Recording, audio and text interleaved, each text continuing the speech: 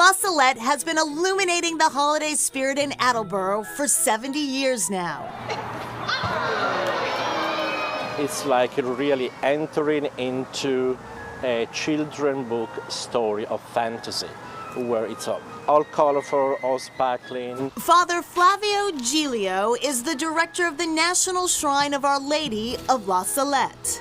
It's magical, and it's also very meditative, because it doesn't matter how many people there is always going to be a place that is going to be quiet. The Christmas Festival of Lights commences on Thanksgiving night and runs until New Year's Day. Nearly 600,000 lights strung around a portion of this 100-acre property.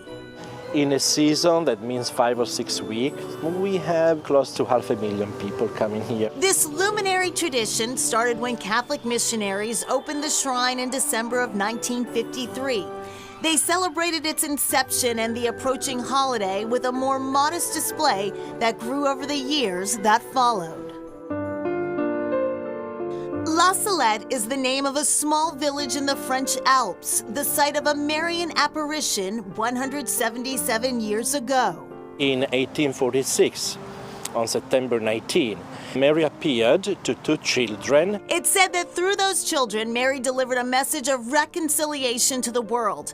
The ministries of Our Lady of La Salette are devoted to this peaceful mission and hold public masses, pilgrimages, and retreats here all year long. Everybody is welcome.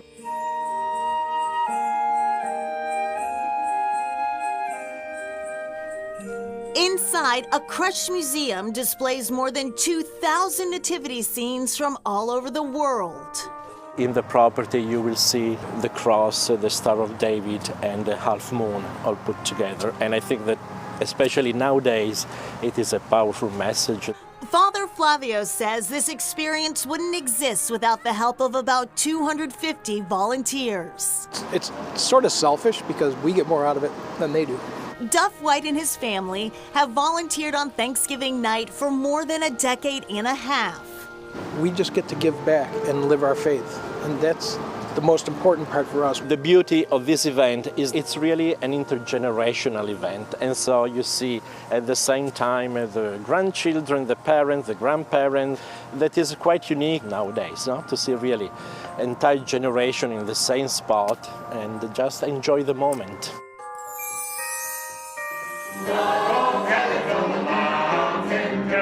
Boston's Black Nativity has been bringing audiences to their feet for more than a half a century. It's a glorious expression of joy. Retired Boston Municipal Court Judge Milton Wright is the adult choral director.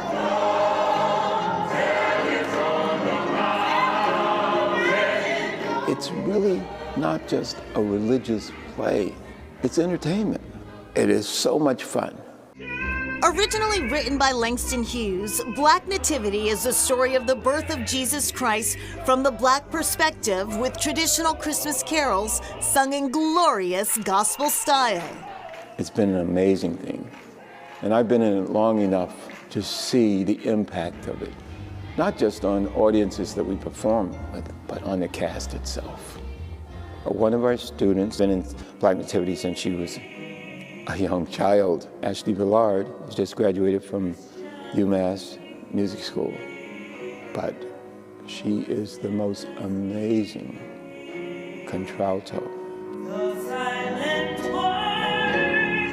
I started in kindergarten when I was like 4 or 5. Ashley Villard has been performing in Boston's Black Nativity for 21 years. Her mother, Idley Gillette, is the show's photographer, and Ashley's son, Jacoby Givens, is a member of the children's chorus.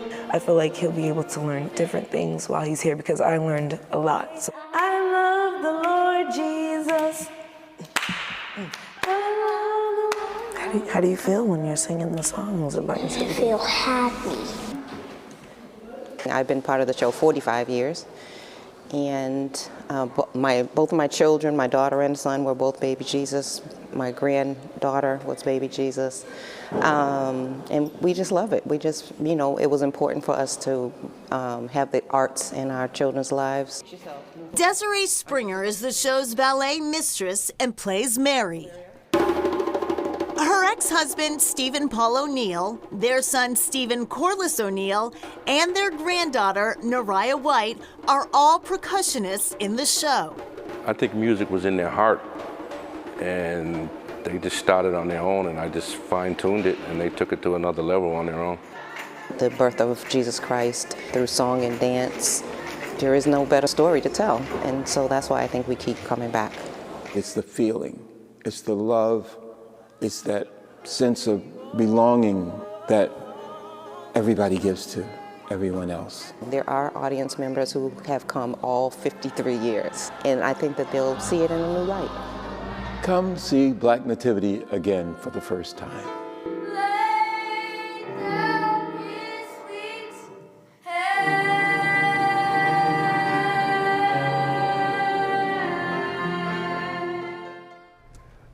And Boston's Black Nativity currently playing at the Paramount. Its 54th season this year and running through December 22nd. Amazing. And as mentioned, it was originally written by Langston Hughes and first performed off-Broadway in 1961. It was one of the first plays to be written by an African American to be performed off-Broadway. Coming up, a visit from Old St. Nick.